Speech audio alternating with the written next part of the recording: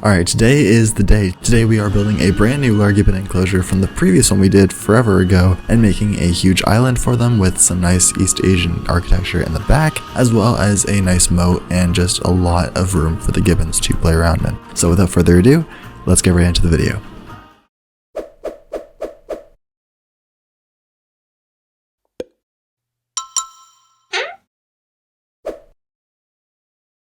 Alright, so hello everybody, and welcome to another episode of Oakwood Zoo. This is the episode that I have been gloating about, or like telling everyone to watch for the past few episodes in the voiceovers, and this is finally the day that has come. And today we are building, I can finally reveal it, today we are building for the Lar Gibbons. I didn't want to do like a teaser picture or whatever in the last episode because I wanted this one to be a complete surprise, but this is one that I absolutely love building for. I love building for primates, surprisingly, because I usually regret it, or at least they take a lot of time. However, with this, I honestly really enjoyed building for it. I think my favorite part about this enclosure specifically was doing the climbing frame. Now I have to apologize because this has happened in the past couple episodes and I don't want to not address it again in this one. I did not include building for the entire enclosure in the footage. There are bits and pieces that I have included, so just try to keep that in mind when watching the video, because I realized that in the last episode there was no actual footage of me building the episode or building the enclosure.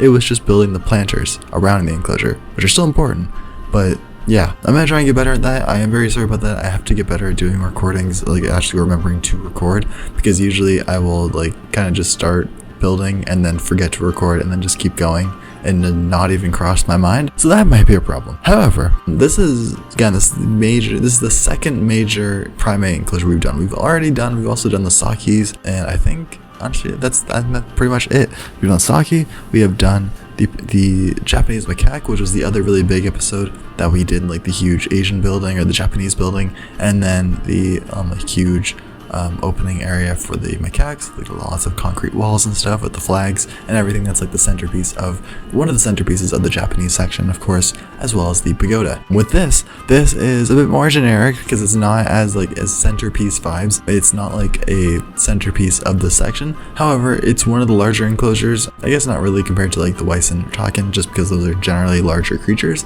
but this one feels a lot bigger in terms of scale, mainly because of the climbing frames. The climbing frames of this took a lot of work, and I will throw up the image that I used for inspiration right now, and it is pretty similar to, I took a lot of inspiration for that, especially with the climbing frames and also just how the island, like mainly the island edges actually. I am trusting people, the guests, with the fence work here because I didn't want to do an actual big fence because I felt like that would take away a lot from like the actual enclosure. So instead I did a kind of like rail, which we've done a lot in previous like planters and everything from the last episode and way before. So I used that across the foliage parts of the moat or the barrier, and then we also had two jet outs, very similar. I copy and pasted from the boar enclosure because I felt like those would be pretty in theme, would be perfect fits. I didn't see any reason to change them, so I used those as kind of like little jet outs so people can see the gibbons across the water. Not a very big moat, but just big enough for the gibbons not to escape. But now people can look across the water to see the gibbons without foliage and trees in their way. I honestly really enjoy this enclosure. This is, I think, the main thing that I really enjoy about it is, again, of course, the climbing frame. The climbing frame took a while of work, and it's weird because the climbing frame was actually made out of pieces that are not ones I would regularly use. These were made from the bamboo pieces, just recolored to, or it's like the false bamboo, where it's basically recolored to like a nice beigey kind of brown or a darker brown, which is interesting because I usually use in the other episodes or in the other climbing animal episodes, we've used stuff like the Indonesian timber pieces or like a lot of like wooden round planks or wooden like beams for climbing frames instead of doing the bamboo pieces, which I think maybe a bit of a mistake, and it's gonna be interesting. Not a mistake, but like I think it's an interesting way of what we did with this one, because I don't often use these pieces, and it actually turned out really well in the end. I used the rope coils on the edges, like around the enclosure, mainly where two bamboo pieces would intersect, climbing frames would intersect, like if it's like on a stand or like a stilt, and then there's another beam lying on top of it or in between two, then I would put ropes there just to kind of represent that it's being attached to the other ones and not just loosely hanging there, because that'd be very dangerous. It's also really interesting to me, and it's also really cool that the Gibbons actually use the climbing frame properly. I forgot that these are ones that they will use. I think there was a few sets of wooden beams and wooden poles and stuff that you can use, but they're not climbable, so it's interesting, or at least they won't climb on them properly, like they won't brachiate off of them. But these ones, I think they do. I haven't seen them do any of the crazy tricks or anything. I think there's one animation that they can do where it's like they do basically a backflip kind of when they're, or like a full-on cartwheel when they're brachiating. Like they use their legs and stuff to hang on to it literally looks like a cartwheel in midair in when they're brachiating. So I haven't seen that yet, but they do brachiate. It's still a bit glitchy because of how many beams there actually are in like the organization of everything, but I have seen them brachiate, and you'll see them in the cinematic shots. They love to sit on the tops of the poles and everything. They can't go on the intersecting points, so that what will happen is they will just go to the end of one beam and then kind of just glitch or jump to the next, or they go on the intersection points. If they're going down and they're getting off of the things, they can go up and down them, but they can't actually they can't that well maneuver around the center points of the climbing structure. It's weird, but that is kind of how that works, if that kind of makes sense a bit. I am overall really satisfied with how they actually interact with the enclosure. I was not expecting them to be as fluent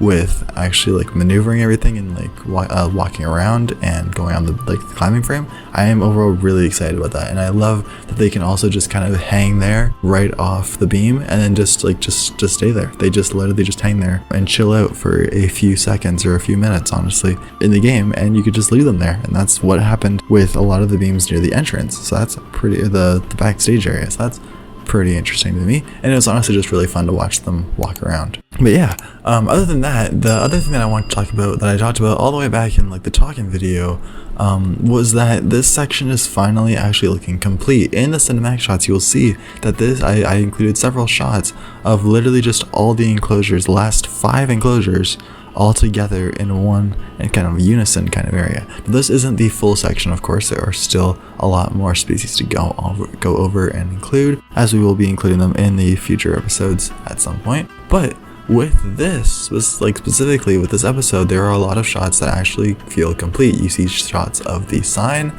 of the Eurasia sign, actually kind of like overall like the Pure David's deer, the wild boar, and the Vicent, all together with the Gibbons now, and it just looks overall really nice, because this is kind of like the opening area for this section, because when you enter the sign, when you go past the sign, you have those first 5 creatures that are already there. We will be continuing to move along with more animals down the line in this section. We might be going back and forth with some other areas, like going to South America and finishing the Rhea and Anteater enclosure, or we'll go over to North America and start building there. Kind of just whatever I can really get in and kind of get working together. So yeah, we are approaching February, we are almost finished with the first month. So now we are down to 11 months almost. So that's going to be interesting. And in this, so far, with over 50 enclosures still to make, we have included, or we have built for 5 of them. Yes, 5, technically 6. We will be building for the 6th next week if I can get it done, which I'm really confident that I am going to get it done, because it is generically a simple enclosure. And I'm also going to try and sit down a bit more in the next couple days and try to actually come up with something a bit more unique, and try to come up with more like a more unique building for the next enclosure, because I think the next enclosures, if you're not sick of ungulates yet, which I hope you're not, we will be continuing to doing more ungulates in the future, because I think that is something that is pretty generically easy for me at the moment right now, because I don't want to do shelters over and over again the same kind of style. I do want to do them differently. However, the general layout of the enclosures are pretty similar. So in the next few episodes, we will be covering, first of all, I'll lay it out right now, the next episode that is coming next week will be for the black buck. This is another one that I am pretty excited for, because we haven't seen a lot of it in the game. I haven't tested it out since we got the Asia pack all the way back in June of 2025, or last year. So that'll be interesting for me. It'll look pretty similar as an enclosure to the Pure David's deer, just kind of rearranged. There is also kind of like a teaser for what is actually that enclosure is a part of for the big kind of attraction for the Asia section. So that will be kind of there, so you'll have to brush that aside. But we will also be adding more Eurasian species going forward. Another one that I would really like to build for, again, is one that is a all-time classic for the series, because it's one of the very first episodes that we did, but we will be rebuilding for, is the Przewalski's horse. I do have a spot picked out, and I have a general idea of what I want it to look like, but I just need to have a bit more inspiration for what the shelter is going to be and kind of what I can really pull off. So that is one that I really do want to build for. There are a couple other ones that I think I want to get to at some point in the upcoming future, because we still have a lot of things to go. We have Binturongs. That is going to be a special one, because that is, of course, the icon, the classic icon of the channel. And that enclosure was not, the enclosure we did earlier in the series was not really something I really enjoyed. I didn't like how, like, just the color palette of it, and it just overall looked really weird with how it was laid out. So I think I can hopefully find a better place for it now that we have the zoo going a lot more like planned out and steady. We have a few other ones. Of course, we have to include iconic ones like the red pandas. We're going to be rebuilding a new enclosure for the Babirusa, which was the very first episode of the channel. So that is going to be a special one. That might be maybe like one of the last ones before we close out this season of the zoo. So that's going to be interesting. The overall idea of this, the ideal plan is to have Eurasia done for probably April. Probably. That is a very narrow margin. Like, I don't think we are going to get it done by April. But if everything hopefully goes to plan, and if I can have enough time, which I might probably not, like, won't have, because there's a lot of things going on right now. But that is the ideal situation, because then we would have the rest, like the next following 4 months for Africa, and then remaining after that is North America, and closing out stuff like at the entrance at the Nocturnal House and other things like that in the actual entrance itself, because that also takes a lot of time. There is a lot of things to do, and I doubt that we will be able to finish it all by the end of the year, but it's worth going. It's worth shooting for. It's worth trying to make it happen. I wish that Planet Zoo 2 was coming next year instead of this year, because that would have been so much easier, because we're so close, and it's just the timing of everything. It's so sad. But I do really want to finish the zoo.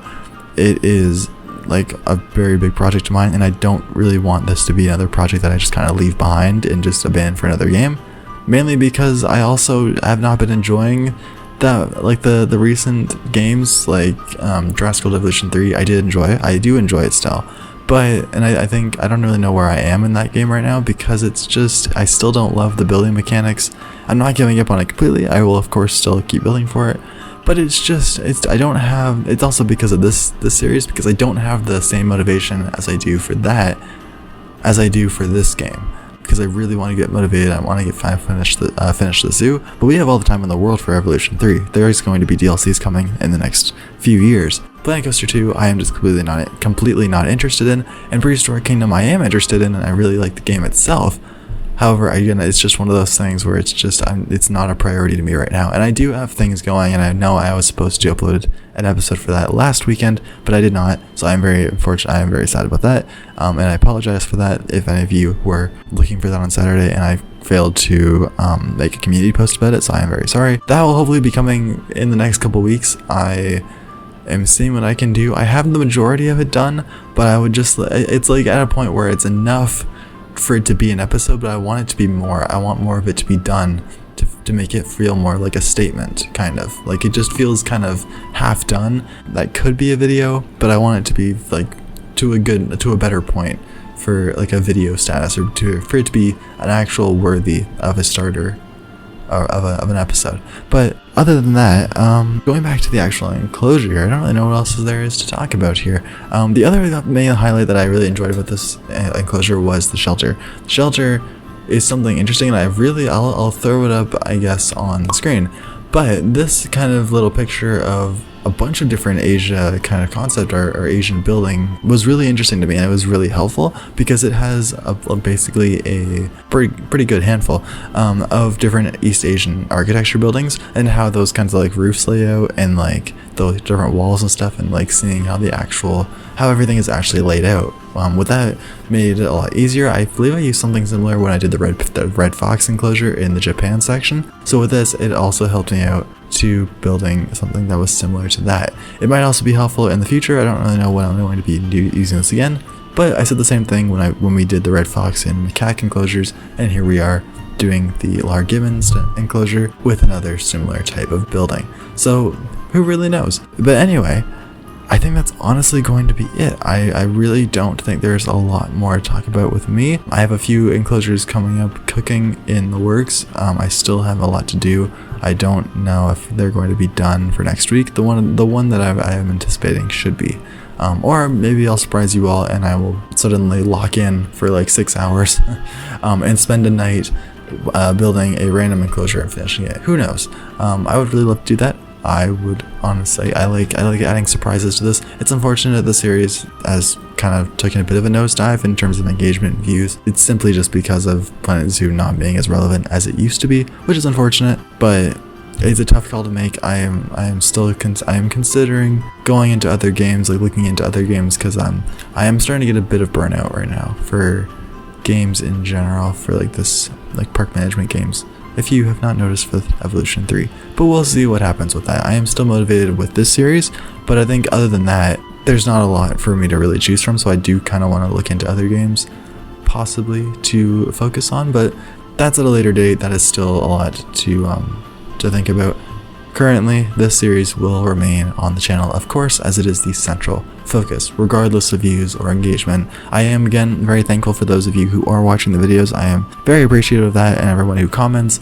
It means a lot to me. It means a lot to like my motivation to keep going, because there is still an audience. There is still the handful of you that have been here for a very long time, or a decent chunk of time, that want to see the zoo finished. Hopefully, I don't think anybody wants to see it finished more than I do, but hopefully there are still a lot of you that do want to see this finished and do want to see this completely done, because I've seen a lot of the zoos that other people are making, and it's just sad to me because I don't know if they're actually going to be finished by the time Planet Zoo 2 comes out, and it's unfortunate. I just don't really know what exactly to think about it. So in any case, that is going to have to be it for me with this voiceover. There are cinematic shots at the end of the video, as there always is. Again, this is one of my favorite episodes we've done so far, one of my favorite enclosures specifically, so I am very excited to finally share this episode with you all today. So without further ado, if you did enjoy this video, please hit the subscribe button, hit the like button, comment down below what you enjoyed with the enclosure, what you want to see in the upcoming months for episodes of the series, or just,